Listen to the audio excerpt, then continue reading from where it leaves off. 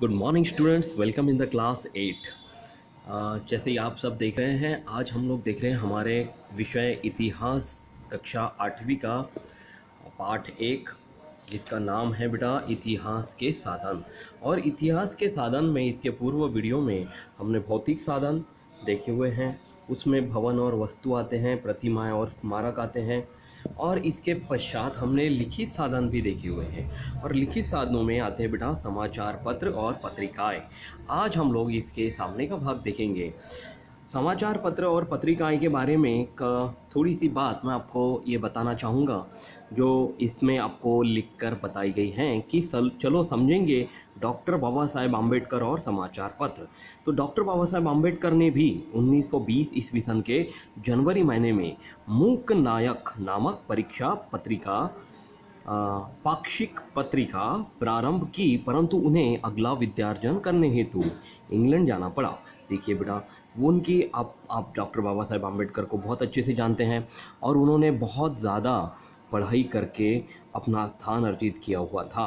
उनको पढ़ाई में बहुत रुचि थी, और वो हर बार पढ़ाई करते हुए आपको, मतलब यदि मैं बोलूँ तो ये गलत नहीं होगा कि 24 घंटे सभी को मिलते हैं, उनमें से वो 18 घंटे पढ़ाई करते थे और सिर्फ 6 घंटे नींद लेते थे।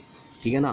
तो उन्होंने ऐसे 1920 के समय में उनका मुख्य नायक पाक्षिक पत्रिका उन्होंने प्रारंभ की हुई थी, परंतु उन्होंने सामने की पढ़ाई के लिए इंग्लैंड जब जाना पड़ा उनको, तो उन्होंने इस पत्रिका का दायित्व अपने सहयोगी पर सौंपा। और डॉक्टर बाबा साहेब आम्बेडकर ने अप्रैल 1927 ईस्वी सन में बहिष्कृत भारत नामक का पत्रिका का भी प्रारंभ किया।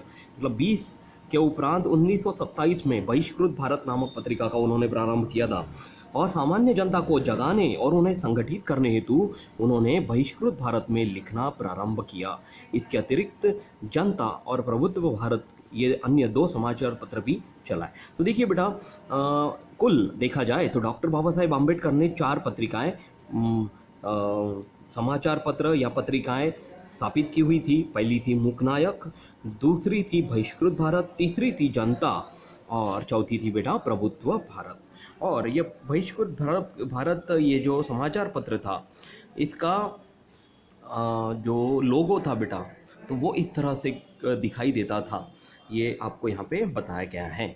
अब इसके सामने अब हम लोग देखेंगे बेटा इसी लिखित साधन का दूसरा भाग, वो है बेटा मानचित्र और प्रारूप। अब देखिए, अगर आपको भारत देश या फिर हमारे आसपास में जो भी देश हैं, उनका स्थान, उनका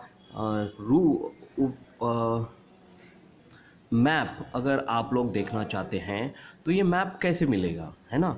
तो ये मानचित्र द्वारा आपको ये समझ में आ जाएगा कि वो कहाँ पर स्थित है, समुद्र की सीमा कहाँ तक है, और वो देश साइज़ में या फिर दिखने में कैसा दिखता है। अब भारत देश जो है, आपको तो अच्छे से ही पता है भारत देश दिखने में कैसा है। वैसे ही अन्य देशों को भी यदि जानना है तो मानचित्र के आधार पे आप इसको जान सकते हैं। तो मानचित्र को भी इतिहास का महत्वपूर्ण साधन माना गया है। मानचित्र के आधार पर हम शहरों अथवा किसी स्थान के बदलते स्वरूप का अध्ययन कर सकते हैं।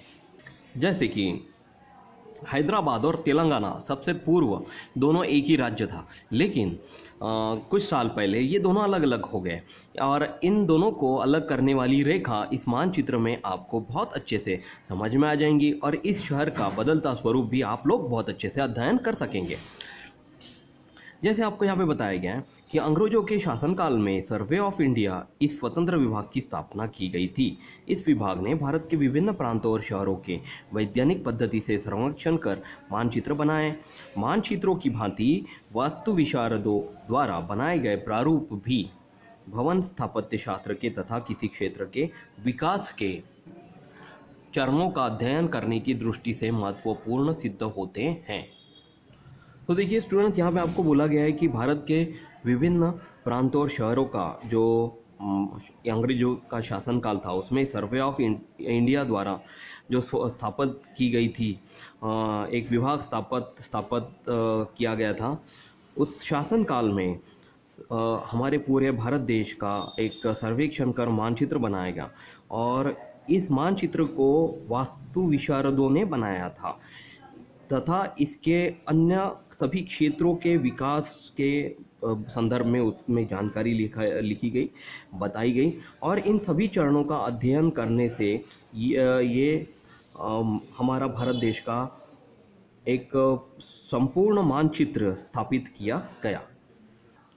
जैसे मुंबई पोर्ट ट्रस्ट विभाग के पास मुंबई बंदरगाह के मौलिक प्रारूप है। इस बंदरगाह को विकसित करते समय वास्तु विशारद और अभियंताओं द्वारा बनाए गए ढांचे प्रारूप भी है। इन ढांचों प्रारूपों के आधार पर हमें मुंबई महानगर के विकास की जानकारी मिल सकती है। जैसे कि मुंबई पोर्ट की यदि बात करें तो सिर्फ मुंबई पोर्ट का ही एक अलग सा एक मानचित्र बनाया गया होगा, जिसमें उसके अंदर स्थित बंदरगाह के बारे में जानकारी बताई गई है। उसके वास्तु विशारद या फिर उसके अभियंता यानी कि इंजीनियर्स द्वारा जो ढांचा बनाया गया है और उनका प्रारूप बनाया गया है, वो सभी हमें मुंबई महानगर के मानचित्र में आसानी से देखने के लिए मिल जाएगा। ठीक है, तो ये हमारा हो गया बेटा लिखित साधन। ठीक है, अब हम लोग यहाँ पे शुरू करेंगे हमारा मौखिक साधन। अब देखिए बेटा, मौखिक साधन के यहाँ पे इसके साधनों में कौन कौन से साधनों का समावेश होता है, ये आपको यहाँ पे बताया गया है। जैसे कि मौखिक साधन में सबसे पहले हम अगर ये यहाँ पे ऊपर देखिए तो वो है बेटा लोकगीत। फिर जैसे कि घड़ी की सुई घूमती है, वैसे हम लोग एक एक कर पूरे साधनों के बारे में चर्चा करेंगे। दूसरा है बेटा पोवाड़े। ये भी एक मौखिक साधन है। पोवाड़े यानी कि आपने देखा होगा बहुत बार हमारे आसपास कोई गवैये आते हैं और तबला पेटी पे या फिर उनके अन्य अपने साधनों पे वो पोवाड़ा गाते हैं और सुनने में भी बहुत ही सुंदर लगता है।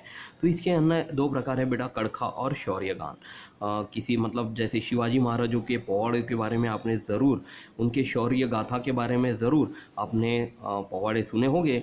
इसी के बारे में जानना चाहते हैं तो ये पोवाड़े में आपको सब जानकारी बताई गई होती हैं। फिर लोक कथाएं यानी कि बहुत सारी ऐसे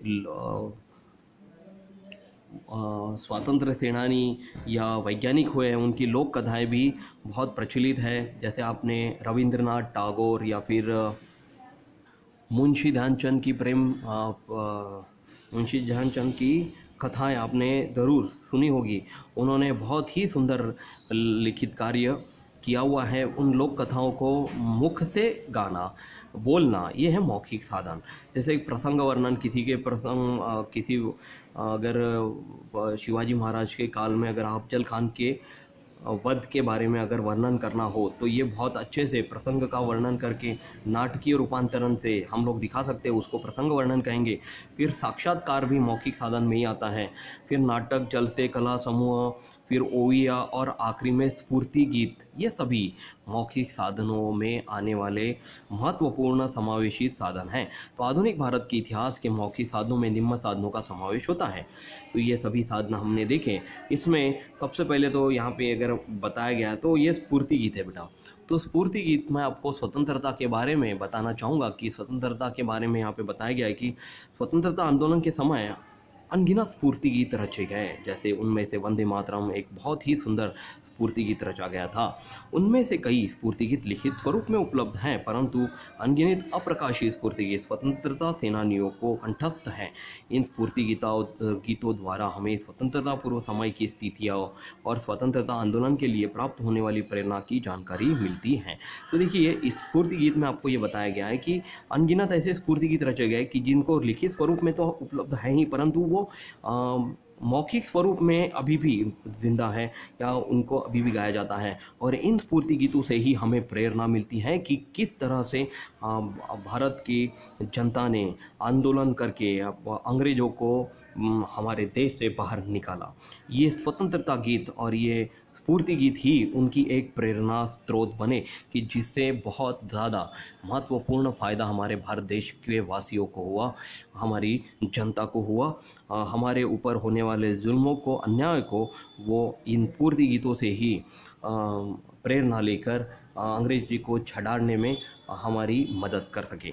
ठीक है, इसके बाद है बेटा पोवाड़े। पोवाड़ों के बारे में तो मैं बताऊं कि इसमें पोवाड़ों के माध्यम से किसी घटना अथवा व्यक्तियों के कार्यों की जानकारी प्राप्त होती है। जैसे मैंने बताया कि पोवाड़ा गाया जाता है शिवाजी महाराज की स्मृति में, या फिर पोवाड़ा गाया जाता है अन्य किसी स्वतंत्र सेनानियों के जानकारी में, तो अंग्रेजों के शासनकाल में 1857 ईस्वी सन का स्वतंत्रता युद्ध विभिन्न क्रांतिकारियों के शौर्य का प्रदर्शन पर आधारित पोवाड़े रचे गए। जैसे बहुत सारे क्रांतिकारियों के शौर्य का प्रदर्शन करने के लिए 1857 में भी पोवाड़े रचे गए थे। जैसे झांसी की रानी लक्ष्मीबाई, ये 1857 के काल में बहुत ही महत्वपूर्ण एक क्रांतिकारी साबित हुई। वैसे ही तात्या टोपे का नाम भी आपने सुना होगा, वो भी एक स्वतंत्र काल में बहुत ही उम्दा कार्य करते हुए एक स्वतंत्र सेनानी साबित हुए। और इन पोवाड़ों का उपयोग लोगों में चेतना और प्रेरणा निर्माण करने के लिए किया गया। स्वतंत्रता युद्ध के समान ही सत्यशोधक समाज द्वारा किया गया शोषित वर्ग का जागरण, संयुक्त महाराष्ट्र का संघर्ष जैसी घटनाओं पर आधारित पोवाड़े रचे गए हैं। सत्यशोधक समाज की रचना जिन्होंने की थी वो थे हमारे वीर क्रांतिकारी महात्मा ज्योतिबा फुले और उनकी पत्नी सावित्रीबाई फुले, जो कि हमारे सभी महिला वर्गों की एक बहुत ही आदरणीय स्त्री है। और उनके बारे में यदि बोला जाए तो आपको पता ही होगा कि वो पहली स्त्री शिक्षित थी हमारे भारत देश की, जिन्होंने औरतों को शिक्षा लेने के लिए मजबूर किया। और अभी हमारे घर में सभी के सभी जागरूक है, शिक्षित है बेटा। इसलिए महाराष्ट्र का संघर्ष और उनकी घटनाओं पर आधारित अन्य बहुत सारे पोवाड़े रचे गए, जिनको स्वतंत्रता युद्ध में उपयोग में लाया गया। और इन्हीं के द्वारा हमारा स्वतंत्रता युद्ध बहुत अच्छे से सक्सेस हुआ और हम लोग अंग्रेज़ों को बाहर खदेड़ने में यशस्वी हो सके। ठीक है, तो यहाँ तक हम लोग अभी अपना वीडियो समाप्त करते हैं। अगले वीडियो में इसके सामने का भाग ज़रूर हम लोग देखेंगे, वह बेटा दृश्य श्रव्य और दृश्य श्रव्य साधन। Okay, thank you class, take care, bye.